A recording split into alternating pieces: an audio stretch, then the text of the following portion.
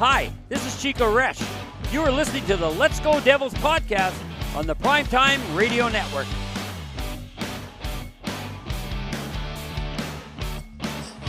Happy Devils Tuesday. This is Game Day Live. Coming to you live from the Bunker Mobile Studios here in beautiful New Jersey. And Vinnie Parise coming to you live from Chicago, Illinois, as the Devils are taking on the Tampa Bay Lightning tonight at the Prudential Center. Good afternoon, good evening, good morning, wherever you are. This is the Let's Go Devils podcast, Game Day Live. Streaming live on Facebook Live, YouTube Live, Twitter Live, and Twitch on the Primetime Radio Network. Vinnie, how are you, my friend? How's the weather over there? I woke up this morning. It was 7 degrees, and the wind was blowing.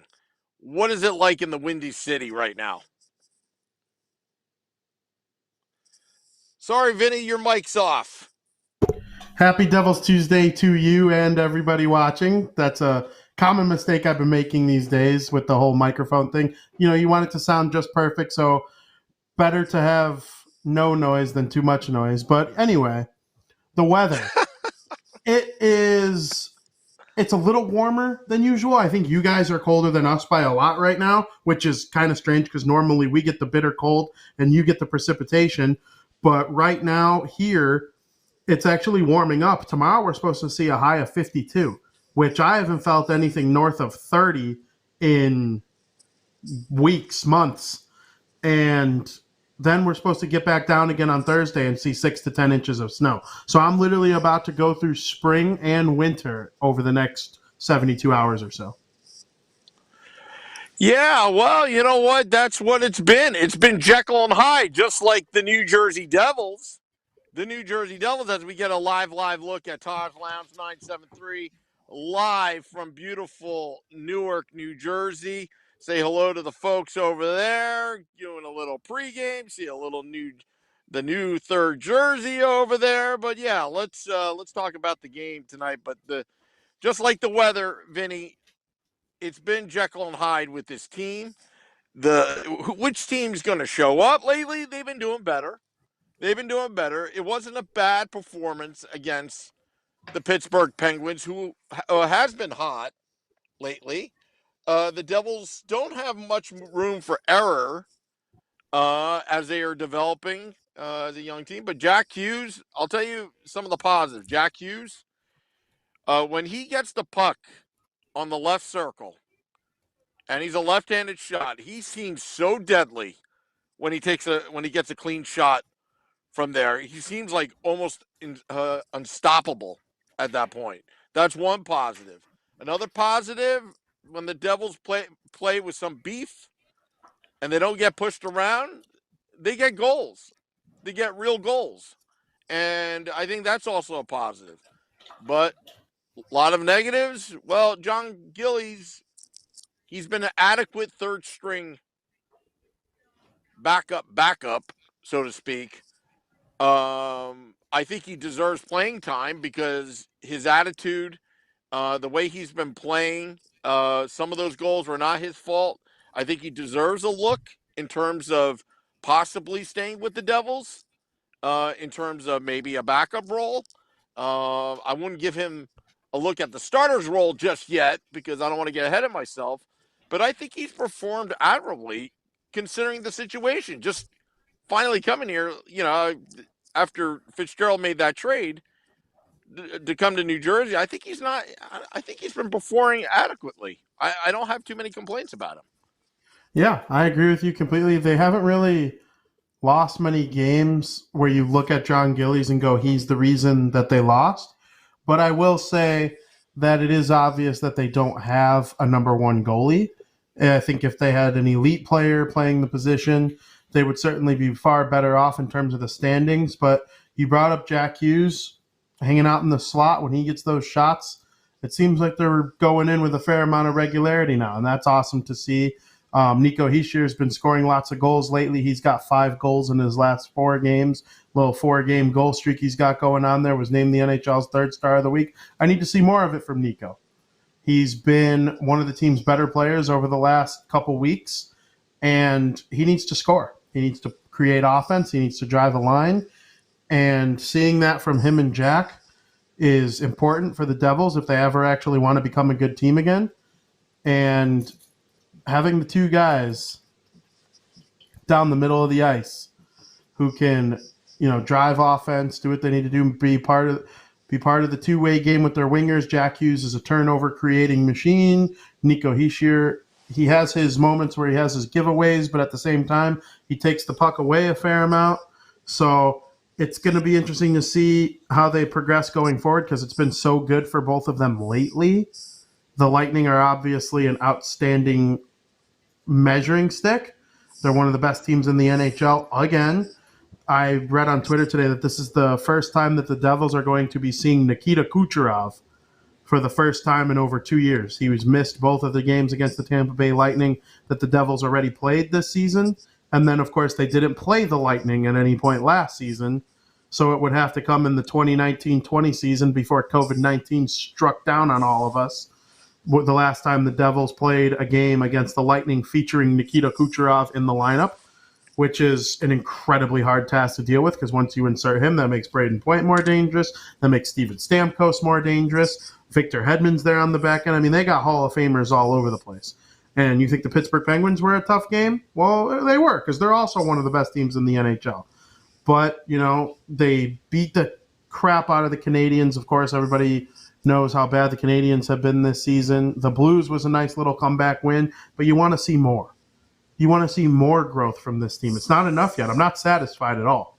So we'll see how it goes tonight against the Lightning. And then you got a pretty long break. You got 8 days after the Lightning game today, and then it's off to Pittsburgh to play the Pittsburgh Penguins. And then one night later, it's the Chicago Blackhawks at the United Center. So little bit of a break coming up here before a nice stretch of games against some teams that are wildly different and in wildly different places, but have players who have had success in the past. So, the next 3 teams the Devils face account for how many of the last 10 Stanley Cups? 8?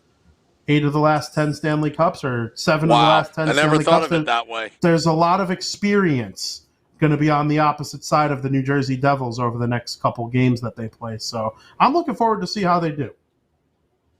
Yeah, and also let's take a live look in at Taj Lounge 973. Fans are starting to drink those bottles of beer that they offer at Taj Lounge 973. Starting to get some people filing in before the Devils take on the Tampa Bay Lightning. There's T. We love T. She's the manager, good friend of the podcast. Just treat her well, folks. Treat her well. We Tip all her love well. T. 30%. Yeah.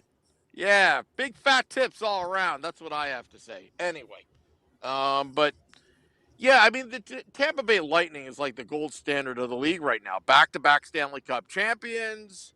Although there are some people that thought, little tricky with the salary cap situation during the playoffs. Do you believe that? Do you think they would have? I mean, do you think they circumvented the cap last year? They did, but in a legal manner. Nothing they did was against the rules. You can rip on them all you want. It was collectively bargained by the players and the league for that to be allowed. And the Hawks did it. Nobody got mad at the Blackhawks for doing it. Patrick Kane broke his clavicle, and they traded for Antoine Vermette. And I'm trying to remember his name, the Finnish defenseman that played for Philly and Nashville. Old guy, I can't remember his name. No, I don't got it. I thought I had it. They made a bunch of trades, and the Lightning did the same thing. They basically revamped their entire third line. They ended up having Blake Coleman playing with Andre Palat, who they already had, and Barclay Goodrow, who was outstanding for them, now a member of the New York Rangers. But for a while there, they had that as their third line with those 3. And then you got the top line with Steven Stamkos and Alex Killorn, and then you can insert whoever you want on that wing. I believe it was Ross Colton for a fair amount of time, and then who ended up getting credited with the Stanley Cup game-winning goal last summer. And, of course, the second line, Kucherov might even play with them from time to time during the playoffs or regular season, but they had Tyler Johnson last year, who's now on the Blackhawks. So they did lose some pieces as a result of Kucherov being healthy this season and not being able to, dance around the salary cap like they were last year. Because, you take Blake Coleman, Barclay Goodrow. Blake Coleman's out now. He's with the Calgary Flames. Barclay Goodrow out now with the New York Rangers. Andre Palat out now with the is it Andre Palat or Yanni Gord? One of them is with the Kraken now. And then, of course, Tyler Johnson, Chicago Blackhawks. So the Lightning, they just keep rebuilding themselves. But, yes, I do believe last year they danced around having the salary cap issue because Kucherov was just on LTIR the entire year, not hitting their cap. And then when the playoffs rolled around, boom, he's ready. And we know what they were doing. I wish the Devils would do something like that. I wish the Devils were smart enough to figure out a way to make it where they have a significant advantage to win the Stanley Cup. Because whatever the Lightning are doing, every other team in the league should be trying themselves. Yeah, and you know what? Jeff Vinnick has done a great job. He's an outside-of-the-box thinker. His management skills from a business perspective is get the best people. I will not micromanage. I will share you the vision. Go out, do it, make it successful. The redevelopment of the Tampa Bay area, Nick Villano of pucksandpitchforks.com, editor-in-chief, also the host of State of the Fan Address here on the Let's Go Devils podcast. He would tell you that the whole redevelopment in Tampa has been amazing. That's all because of Jeff Vinnick. And if the Devils ownership group, again, not very popular with a lot of fans, but, if they want to redevelop Newark and surrounding areas, they could take a page out of his playbook on how to do that and also build a winning franchise at the same time. What the Devils have done is ripped out pretty much everything of the past and started brand new. But, what's happened is they haven't had a proven track record of actual winning. And fans are getting impatient, including myself. And I don't know about you, Vinny. I don't want to speak for you. But, we want to win. We want to win now. And the reality is we really won't know if this all was if they made the right moves till 2024-25 season, which I know, people are like, "Oh, we're already been patient. We got to wait that long." I like to just see Fitzgerald do 5 whole years in and see what happens. But right now, all we have are glimpses. We only have a small sample size, believe it or not. At times, I am not buying. I'm not drinking the Kool-Aid. What they've been doing because I haven't seen anything. We haven't seen anything. But at the same time, I know hockey. I know hockey pretty well. I know that it takes time to build these things, but also you can't force team chemistry. And we're seeing some signs of chemistry between Mikey McLeod, Nathan Bastian. You put in Geertsen, you put in Miles Wood. Unfortunately, he's injured this year. You can't buy chemistry. It just happens. And it happens, it just happens after practices, after playing time together, confidence, and all that. So, to say that we could go out in free agency and get a stud, yes, it'll help like Dougie Hamilton had. But, at the same time, Vinny, to see Jack Hughes and Nico Hischier develop, we want them to develop a little bit faster. But I think they are really on track of where they need to be at this moment. I know we want the 50-goal scorer, but this team was completely ripped down from day one. It takes time. They didn't skip any steps here, obviously. Yeah, obviously. I completely agree. The Lightning, they did it the right way. And it did take time for them. People that think it didn't take time for them, I don't know what they were watching over the last 10 years or so. I mean, they drafted Stamkos with the first overall pick in 2009 or 8. Well, I think it was 8. And he came in and he struggled in his first year. And then he didn't have to deal with COVID or short seasons or anything like that. And, he got to be a 50, 60 goal scorer pretty quickly. And then he started breaking his leg or having a blood clot every other year. And, so he dealt with some serious injuries. And then they took Victor Hedman with the second overall pick. And I want to say it was 2011 or 2012, one of those years.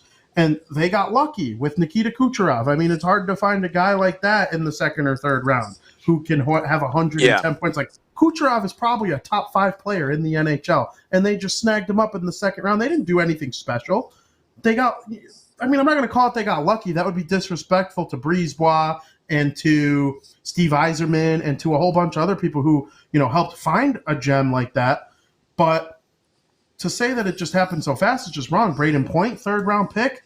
They draft well and they took their time. And then they had that year where Stamkos got hurt and they missed the playoffs. And I think the year he broke his leg, they made the playoffs, but he came back, but he wasn't the same. And then the following year, they missed playoffs. Hedman was out. Vasilevsky, they made that decision to go with Vasilevsky over Bishop. It looked like a mistake for a couple years, and now Vasilevsky's one of the 5 best goalies who ever lived, maybe. And everybody thinks Tampa Bay is really smart for actually letting Bishop go in favor of Vasilevsky. So just so many different things have gone well for that team. They didn't overpay Tyler Johnson for his one magical year of, where he went really well. They evaluated things properly. Tyler Johnson got paid a fair amount of money, and yeah, he was a little highly paid towards the end. But, when he was part of the triplets line, they called it, with Kucherov and then Andre Palat, they continued to build and let these guys grow. And when things went poorly, they didn't just jump to conclusions right away. They didn't fire John Cooper after that year that they missed the playoffs.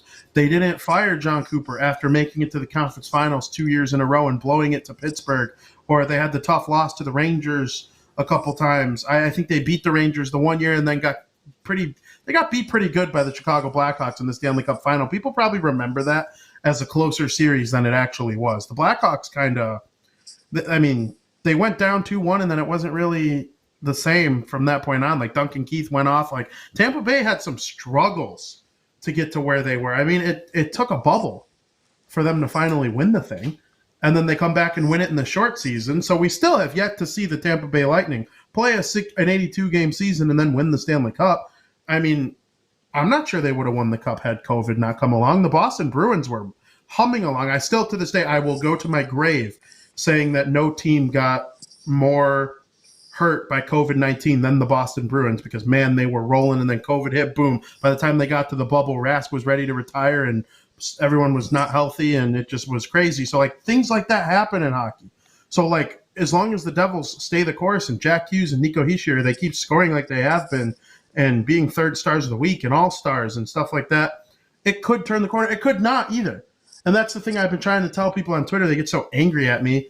I'm like, I don't think the Devils are, like, good. I still think they have a lot to prove. Nico Hischier, he needs to be better. Jack Hughes, even he needs to be better. Point per game isn't enough for these number 1 overall picks. Yeah. When I'm looking at what guys like Austin Matthews and Connor McDavid and Patrick Kane and Steven Stamkos have done in their careers, I want to see that for our number 1 overall picks. They were lucky to have 2 of them.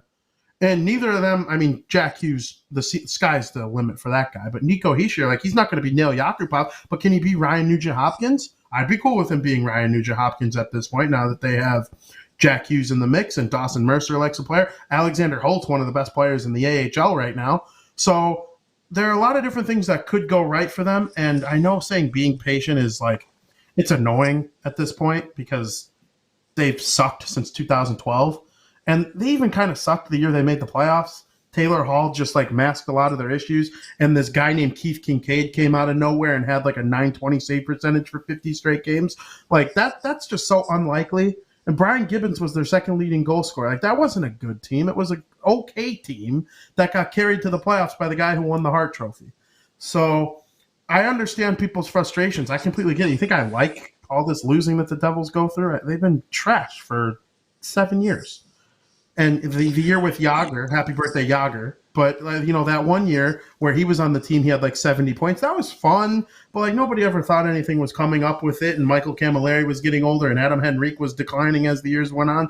So no, I don't like it. But I mean, what else are we going to do? They have to trust the young guys that are there right now, the Jack Hugheses, the Nico Hischiers, even people like Sharon Govich and Quokkanen. Like, we need those guys to be at least depth players. It's nice to see McLeod and Bastian have chemistry, but yeah, I'm with you. It's not going to happen overnight. The Lightning didn't happen overnight, and we'll see how they're able to play them tonight. Yeah, and you know what? I'm reading the Facebook Live. Michael Hayes says that Chico says hello from Section 20, Row 16. Hi, Sam in Chicago. Probably meaning you. Also, Nick Gallo says, I have a hot take. Do you think, quote unquote, being in cap hell isn't really a thing? These teams are still still really good year in, year out. Doesn't seem to make a difference. I actually kind of agree with that. I'm sitting here and I'm thinking of the teams in the NHL that are in quote unquote cap hell, right? Or have been in the last 15 years. There we go. People are waving at Taj Lounge 973. Sorry to interrupt you. I think no T worries at finally all. figured it out. T, the manager, we love her. We'll be soon back at Taj Lounge 973. There you go, T. Love T. This is a live look in a happening place called a secret location we call Taj Lounge 973. Oh, we got a Lightning fan in the building. Fans and hockey fans over. This guy's ready to go with the Lightning. Yeah. And get the bucket of beers and get some wings and get some catfish. They're famous for the catfish. Oh, you're booing. I'm not really looking at the screen, Vinny. But anyway. So, let's get back. So Chico Resch says hello to us. You know Michael Hay. He should be at Taj Lounge 973. Yeah, what's he doing? But somehow he's hanging out with our good friend Chico Resch from the Devils Hockey Network. That's his official title. Color guy. Yeah, I want to get in touch with Chico. I want to see him when he's in Chicago next Friday. I want to hang out with Chico for a little bit. Any drink on me, Chico, if you're watching. Well, you know what, Vinny? We've got a scheduling conflict because 2 years ago I bought Elton John tickets at the Prudential Center. Now, because of COVID, everything kind of got a little hairy with the scheduling, and it's on the same day as the Blackhawks game. So this is going to be interesting because you're traveling to the game. I'm traveling to the game. We may have to have Scotty of SiriusXM Liquid Metal actually produce for the first time while we're traveling to the game. You're traveling game and I'm traveling a concert on February 25th. And of course, I'm going to stop by at Taj Lounge 973 before the concert and possibly do the pregame there. So it should be interesting. But the magic of technology, we can do this podcast anywhere. They're watching us now at Taj Lounge 973 across the street from the Prudential Center, 35 Edison Place, where they've got a bucket of beers, they've got catfish, they've got buffalo wings, they got the best lobster tails that money could buy.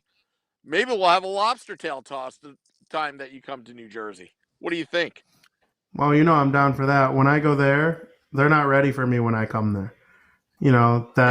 That catfish is calling my name. Chances are the people I bring along with me will enjoy that type of meal and the bucket of beers that everyone should be purchasing from there. It was interesting to see. We didn't see a single normal red home there. It was all people in the third jerseys. That's kind of interesting to me. But to go back to the cap hell comment, right now the team's not doing very well. I think people are really relaxed on the representation. Yeah, that's true. I'm not sure. I mean, I haven't seen. The real question is, how come we haven't seen many paper bags at Taj Lounge 973? No, we haven't seen them in person. I've been tagging them on Twitter though. People sending me the paper bag with the Devils logo on it. That's always really funny. I'm embarrassed to be a fan of this team right now. And Nick Gallus says, Sam, you're killing me on the Facebook Live. I got to go to YouTube Live. Don't want to neglect our folks there. You know, people get very territorial with this podcast. Which, by the way, I want to just we didn't talk about this before, Vinny, but we are about to approach 250,000 downloads, over 250,000 downloads of this podcast. Our first podcast that was actually uploaded was April 18th, I believe, 2018. So during that span, we have cleared over 249,000 downloads. So we're approaching this break. Of 8 days after this game. We're going to have Devils After Dark. Scotty is Sirius XM, Liquid Metal, and I will recap the game that was between the Devils and Tampa Bay Lightning, about to start in about 15 minutes. But $250,000, we are going to celebrate during the 8 days because we're just about to approach it any day now, probably in the next 2 days. And I just want to make the announcement to stick with the Let's Go Devils podcast because just because there's an 8-day break, there's no off season with this podcast. We don't quit on the team when the team is even quit. You know, we're there. We don't quit the podcast because we're mad at the team. No, we're there. We got you covered. But 250,000 downloads, how can you stop having content, a Devils content? And I realized something. We spent zero marketing dollars to promote this podcast. We don't charge any Devils fans anything to watch this podcast. At our live events before COVID, we had Grant Marshall. We've had we didn't have Chico Rush. No, we had Chico Rush at Times Lounge 973. We've also had Bruce Driver, Colin White come on to the podcast. Ken Danico was nice enough to come on the podcast. You know, anytime we do live on location, and I know we're promoting right now, but even our fans have paid $0 to watch our podcast. We love them. They're waving to us right now. So I thought of something of the old MasterCard commercial, if you think about it. And we're going to talk about the 250,000 downloads. We're going to brag about it in the next week because we have nothing to talk about Devils hockey. But $0 spent on marketing this podcast. $0 spent by Devils fans, but there are 250,000 reasons why you listen because you are a devoted Devils fan. Priceless. There are some things money can't buy. For everything else, there's the Let's Go Devils podcast. And we want to thank all our fans. We're just approaching 250,000, 250,000 downloads.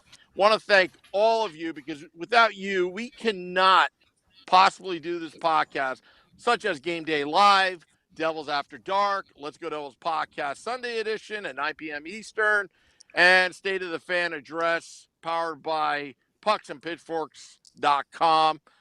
Our editor-in-chief there, Nick Villano, had to do a little promo because, Vinny, 250,000 downloads, and we're just getting started. We spent $0 marketing. Isn't that crazy? We didn't even market ourselves. That's absolutely incredible. It's a lot of downloads. And like you said, we can't thank the people enough for joining in. I can't thank you enough for bringing me in to be a small part of it. You know, I love the State of the Fan Address. I remember listening to the Sunday edition back when it was first started in like 2019, 2018, when the Devils were okay. You were such amateurs. Yeah, and you had Nick Villano calling in via the phone, and you put like a picture of him with his long hair, like in a jean coat, a jean jacket coat or something was like his picture. And yeah, I remember that. So that's how. Well, and also a lot of downloads. Also, before we get into predictions to close the podcast, I got to tell you something about it because I didn't know Nick Villano back then. They're waving to us again. We love our fans. And we don't even charge for this podcast. That's how much we love our fans. Zero marketing dollars, but somehow we have 250,000 downloads. That tells me Devils fans are passionate and devoted for their team, and they will stick by their team no matter what. The Devils are lucky to have fans like us. And anyway, getting back to my story. So Nick Villano, we had him on for season 2, episode 1. And then we had Arda Cal before Arda Cal was like with ESPN. And then suddenly we had Lacey Mark, a Devils fan that was on The Bachelor, the show The Bachelor. Yeah, She I remember came her. on. And then suddenly we have Cangelosi. Then suddenly we have Doc Emmerich. And I remember getting an email from Nick Villano, who I didn't know at the time. He was like, I look like peanuts compared to these people you're getting. Keep it going. Keep it going. But you know what? We share the same passion. And I know, we got to get Chico back on, and we'll try to get Chico and you together in Chicago. But all right, let's go over these predictions. We got our fans listening in at Taj Lounge 973. Also, fans on YouTube Live. Wyatt Earth says, I don't understand how they let this goaltending situation get this bad. Art Heen said, can we get Spencer Knight somehow? I don't know if you want to answer that question, Vinny, but before we get into predictions, what are your thoughts? Yeah, you don't just get Spencer Knight. You have to spend heavy draft capital to get him. The Devils took Jack Hughes instead of Spencer Knight, and they took Alexander Holtz instead of, now I'm trying to remember the goalie that Nashville ended up taking. He was the top goalie prospect in that draft. You don't just get Spencer Knight. You have to use high, hefty draft capital. The Lightning took Vasilevsky in the first round. The Capitals took Samsonov in the first round. Price was a first-round pick. Fleury was a first-round pick. Not everyone's Henrik Lundqvist, just floating around into the 6th round. Or even Corey Crawford making it to the 2nd round. Like, that's how you get those goalies. You spend the high draft capital, and it's not fun to draft goalies in the first round because you're not going to see them for 100 years. It took Vasilevsky 5 years to become Tampa Bay's starter. They had Ben Bishop. Same thing with Samsonov backing up Holtby after being their first-round pick. So, you don't just get Spencer Knight, easily. You got to give up Jack Hughes. Like, you don't draft Jack Hughes, you take Spencer Knight with the first overall pick that year if you want Spencer Knight. So, really, it's very hard. And letting the goaltending situation get to what it is today, you don't know how the Devils let themselves get there. It's just extremely bad luck. How in August or September can you predict that Mackenzie Blackwood would decide not to get vaccinated, slow off all that stuff with that, hurt his heel, stay hurt while playing up until, finally coming out, and while he had a hurt heel, just being bad the whole time, and then Jonathan Bernier deciding to have season-ending surgery in December. Like, you don't predict that stuff. Those are 2 pretty good goaltendings by all measure if we're looking at it last year. If I told you last year that Bernier and Blackwood were going to be the Devils' 2 goalies this year, everyone would have signed up for it. And then they both got really hurt and they're going to be out for the rest of the year. Like, you don't foresee that happening. That would be like if who's a really good team in the NHL? Let's say the Colorado Avalanche. Let's say Kemper and now I'm trying to think of their backup's name. I can't think of their backup's name. Francois.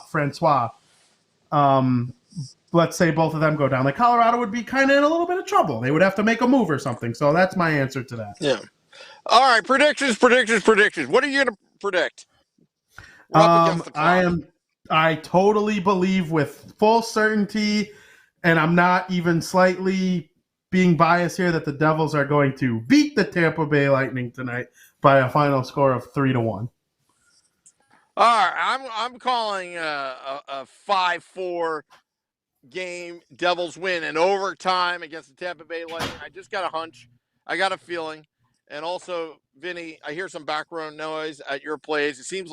It sounds like Taj Lounge 973, where you're cooking up a big meal. So on that note, we're going to end it.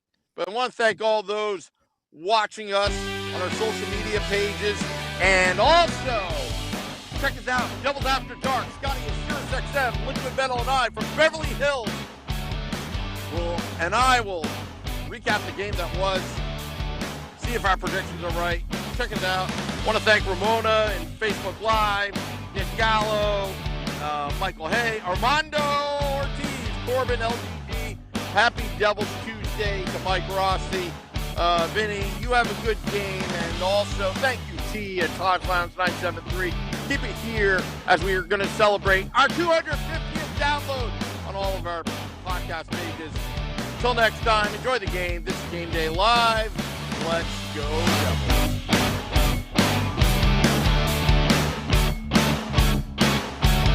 Hi, this is Chico Resch. You are listening to the Let's Go Devils podcast on the Primetime Radio Network.